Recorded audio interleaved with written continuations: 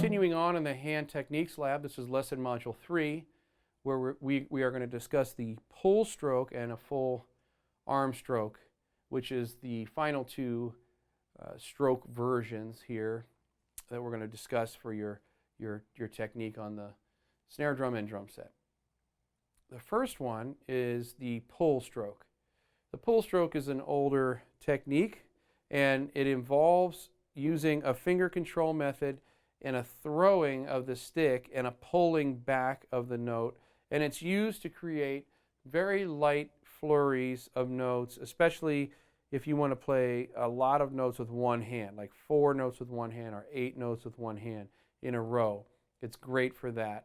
I use this pull stroke technique a lot on Brazilian beats in the Afro-Brazilian lesson modules, and when we talk about upbeat sambas and things, I'll play the pull stroke on the ride cymbal so that I can play full bars of 16th notes, 1 E and a 2 E and a 3 E and a 4 E and all with one hand on the ride cymbal during like a samba. So that's a perfect example of where you would want to utilize this sort of technique.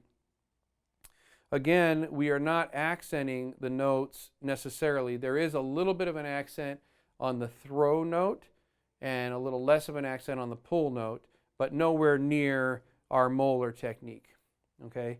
And we spoke about molar technique in the other lesson modules, and also finger control. And finger control is a part of this when we're actually just mostly using our fingers and a little bit of pulling with our wrist to do this, but we're not utilizing the whole arm like in the primary molar stroke. So this is how it works. We're going to take the right hand first, and whatever, if you play match, it'd be for the left and right, it'll be the same.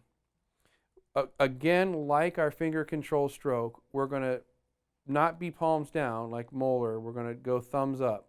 So thumbs towards the sky, and we're going to push the stick downward like this and let the hand release. You can see what's happening with my hand here.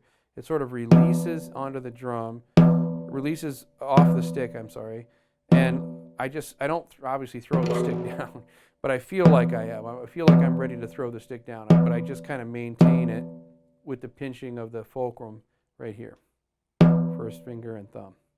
I throw it down. I let my fingers release. So different than the finger control, where the finger control is just doing this and slapping the stick back into my palm, I'm allowing the fingers to move and release the stick like that, and then a slight pull backwards with my wrist and a little bit of arm, but mostly with my wrist, down and then a pull backwards like that.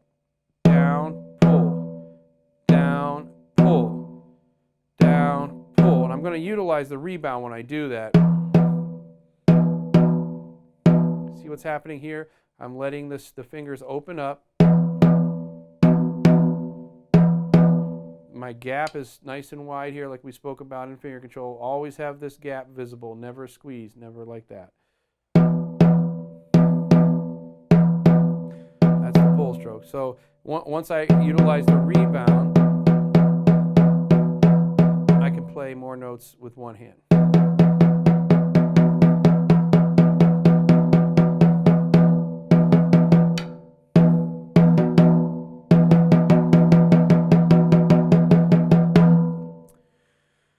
With the traditional grip, if you play match, it's the same with both hands. Traditional grip, it's the throw is with a turning in of the thumb. So I start with the thumb towards the sky again, like this, and the throw of the stick is like sort of a throw with the thumb, like that. If I move my hand out of the way, I'm kind of doing that and throwing the stick with the thumb.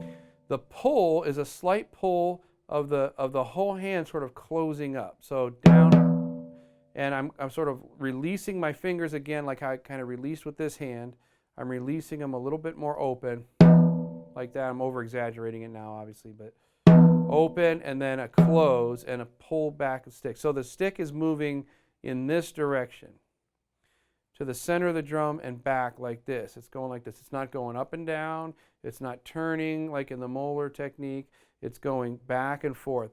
And with the right hand, the stick is just sort of going more up and down parallel to the drum, but with a traditional grip, it's sort of doing this back and forth center like this. Throw, back, throw, back, throw, back. Now, one of the things you're going to notice is that when you first start doing these pull stroke techniques, it's easy to play them like shuffling. Like that. It's harder to straighten it out. Once you get the feel of it, you'll be able to straighten it out a little bit more. But it's the same with the right hand. It's easy to go da-da, da-da, da-da, da-da, but we want to get it so that it's straight. So da-da-da-da-da-da-da-da-da-da. It's the same here. So when you first start, it's okay to do this. Just get the feel of the drop of it. Drop. If I let it dribble, it would do that. Drop, and then the pull. So go ahead and let it shuffle. Now when you get the feeling, you're going to be able to straighten it out more and more. And you can combine these together, or like I said, the thing that I do the most with it is play like a one flurry of notes. So sometimes I'll be playing a swing, dang-a-ding, dang-a-ding, dang-a-ding, dang-a-ding, dang-a-ding, dang-a-ding, ding-a-ding, dang-a-ding, and putting one flurry of notes with that hand into the beat. Or the samba thing. If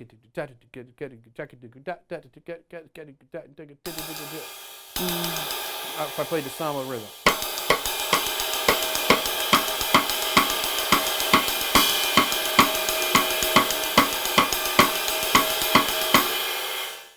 You see there, it's a good shot of it, how it would get utilized. Okay, so here's our exercise for our pull strokes. We're going to put on the metronome. It's subdividing in 16ths.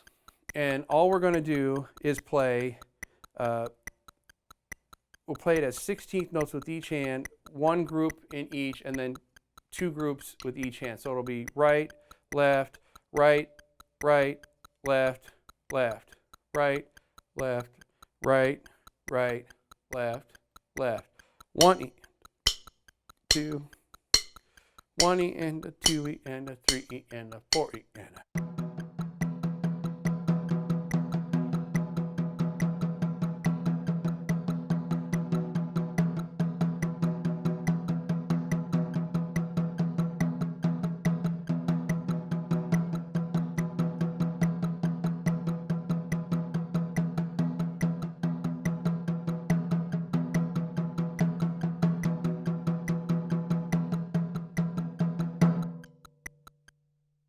So that exercise, you can see, you just need to write down your tempo today and work on it a little bit each day and try to, the key to that pull stroke is really getting it to be even. Once you got it to be even, then it's just a matter of getting a little bit of speed each day with it, and I think you're going to be able to utilize it in a practical way in your beats and grooves and things.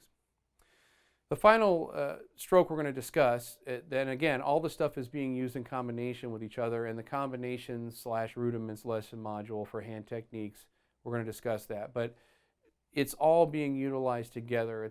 There's not one particular movement that's happening all the time. It's all utilized they're different tools. You know, you got to have the right tool for the right job. So depending on what's going on, you're going to switch to these various little techniques. But there's no one way to do this. The full arm stroke, and this is a big note. Obviously, it's huge, and it's just a simple arm movement. A lot of guys will, play it like this with a full arm. They'll go thumbs towards the sky like this when they play, and do a full arm movement like this. It'd be similar to doing like a big timpani roll, like a French grip timpani roll with all, if you were playing bam, bam, bam, bam, bam, bam, bam, like. Taiko players use this sort of technique a lot, where they have thumbs towards the sky and they're playing full arm movements sort of straight up and down onto the drums. So that's what we're going to talk about here. There's not really an exercise for it. It's more just a movement physical issue. Let's start with thumbs towards the sky like this, and normally it's played a little bit more centered on the drum like this and match grip usually. So it would be a straight up and down stroke with a French style grip like this.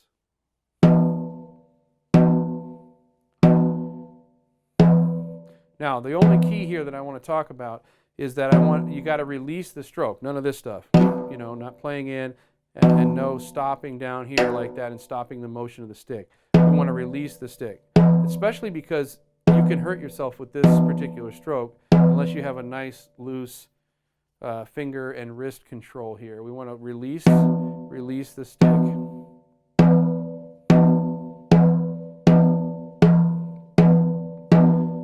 Just be conscious of this stroke. It's not like you're going to use it all the time, but it is possible to really get some power out of the drum when you're laying straight up and down. I like to think of it like, you know, this straight up and down sort of thing. And I always feel like a taiko player when I'm doing this sort of thing.